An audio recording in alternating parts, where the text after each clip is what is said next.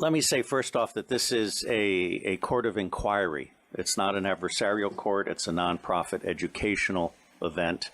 And with enormous, enormous energy and intelligence, all of us have been brought together to try to bring out some of the aspects.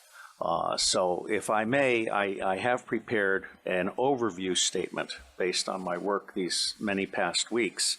And I want to just say that as a parent and as a patriot, I'm absolutely outraged by what we're allowing to happen to our children.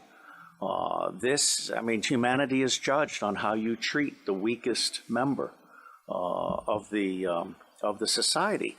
Let me say that although pedophilia, which says child love, has nothing to do with the abuse of children, these children are not just kidnapped and in some cases bred by families as a cash crop. We have people in the United States of America that breed children in order to sell them. And when they are sold, they come without birth certificates, which means it's easier to kill them and have no one ask where they are. We're also importing children by the plane load. Again, children who have no documentation.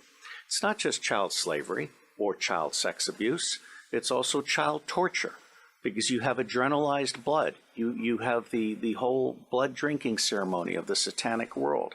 It's also the use of children for harvesting body organs. We'll have the Falun Gong testimony tomorrow. One of the reasons that the Falun Gong are so popular is because they're so healthy, so that you can harvest their body organs and get the very best. And then you have ritual ceremonies and ritual murder, as well as incidental murder. But I know the system. I've been a spy all over the world. I have created the Marine Corps Intelligence Command.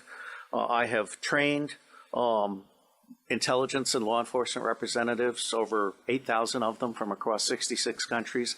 They're all, without exception, good people trapped in a bad system.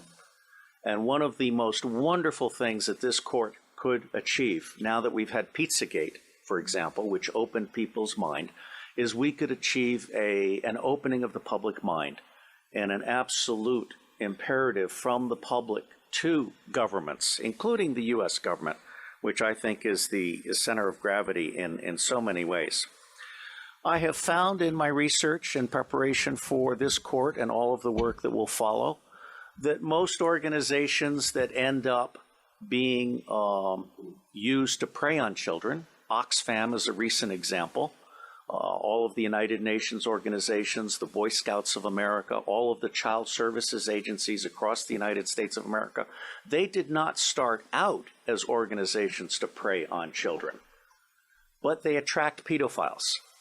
And ultimately, pedophiles end up rising in the ranks and controlling those organizations, so that an organization that initially started out in the service of children becomes an organization that is in fact hunting children.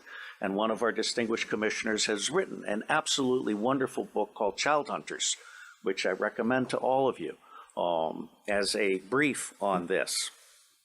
Now, it's not my working assumption, but the working assumption yet to be proven that the totality of the children disappearing worldwide is toward 8 million people, toward 8 million children.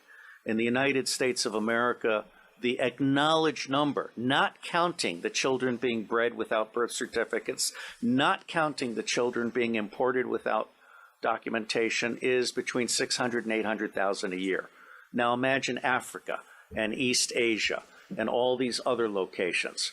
I personally believe that the number we want to try to document is rising well beyond the official figures, and we have yet to learn what the actual number is, okay? The other working assumption is, how long do these children survive within this system? What I am hearing from the witnesses that I've talked to is 2 years. It may be longer. It may be 4 years, it may be 6 years, but by and large, these children are so abused. I mean, we're talking rapes by the hour and so forth, that they reach their expiration date within 2 years. And then they're murdered with impunity, or they're ritually murdered if that's what they've been bred for. So I think we need to document this. No one else has done this before in a systematic manner. This commission is rendering a signal service by seeking to do an overall view in the public interest. This will be a massive, massive undertaking.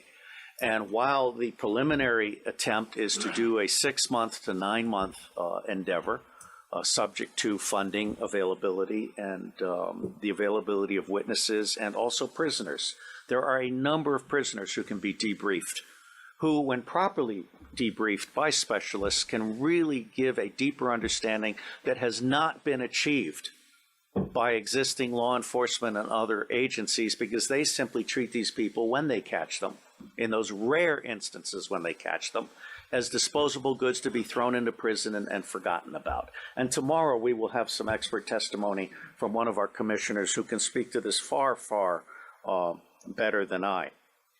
William Binney is my counterpart. He is for NSA what I am to CIA, which is to say, he is saying, as I am saying, that we can delete 70% of our respective organizations and put the other 30% to work. But Binney is also the author of Thin Thread, which is a way of doing deep discovery in unstructured databases and the internet. And so he is prepared to actually help us do pedophilia tracking worldwide. And one of the things that the other technical commission, Stephen Arnold, is very good at is de-anonymizing the internet. This includes every image having a fingerprint. So you can take an image of a child being abused, and you can track that image through the dark web. So there are resources that we can bring to bear in support of this commission's mission. My favorite technical commission is Arno Reuser from the Netherlands, who is a master librarian. He is so good that when the Dutch intelligence community realized it didn't know enough about the world, they recruited him to create the Open Source Intelligence Center for Dutch intelligence. And as with the endeavors that I helped create in the United States, and in fact for Scotland Yard, very quickly people found out that they could get 40 to 60% of what they knew very cheaply using open sources of information. That's not what government intelligence agencies do today. They want to spend as much money as possible in the riskiest way possible on the most expensive way possible. They're not actually there to do decision support or answer questions. So I believe that Arno Reuser is capable of creating the world's first digital library on pedophilia. And this would be a multilingual library to include local dialects. And it would be a library that would then end up being what we call a magnet for walk-ins. We want to have a very professional ingestion system so that people can volunteer to provide expert witness to the thing, or they can volunteer to offer up their papers. There are a number of pedophiles now who are actually ready to turn over their diaries. All right, so I think we're actually doing something really, really huge. My final comment. The center of gravity for taking down the deep state. Pedophilia is both the induction glue. Pedophilia is how the deep state recruits and controls people. It is also the Achilles heel of the deep state. I believe that once the public realizes that the government is not protecting their children at a scale of vulnerability that we can articulate, then everything else about the government is called into question. All right? So for me, this is a truly righteous endeavor. And I will end by saying that as much good as it might do to get the British angry, for me, the center of gravity for change is the American public. Because if you can get the American public angry, we will stop supporting dictators overseas. We will close all of our military bases overseas. I am on record as a former CIA operations officer saying that our 1,000 bases overseas are not there for national defense. They're there to serve as lily pads for the smuggling of guns, gold, cash, drugs, and small children. So let me say I am proud to be in your company, and I believe that no matter what we do or do not do, it is going to make a difference. God bless you all.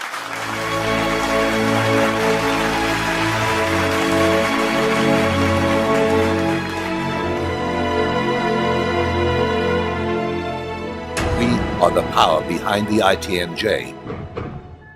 Add your voice. Sign the treaty.